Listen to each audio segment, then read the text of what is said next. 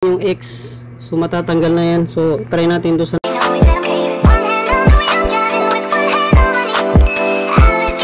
hello guys, welcome back to my YouTube channel. So my name is Kuya Sar Vlogs. So ituturo ko pala sa inyo guys step by step kung saan makikita ang ating story sa ating YouTube channel.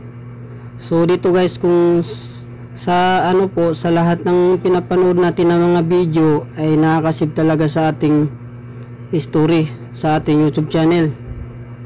So saan ba hanapin guys?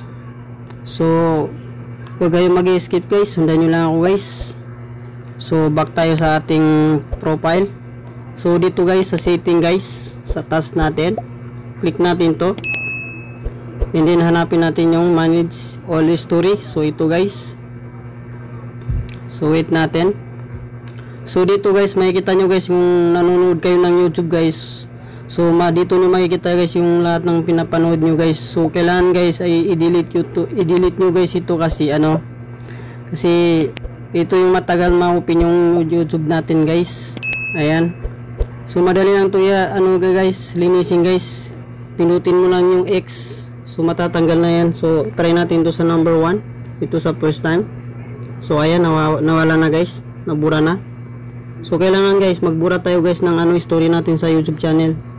So yun lang guys, kung nakatulong man itong video sa guys, huwag kalimutang mag-likes and subscribe, at salin mo na rin ang notification bell para updated kayo sa lahat ng video na i-upload ko. Maraming salamat.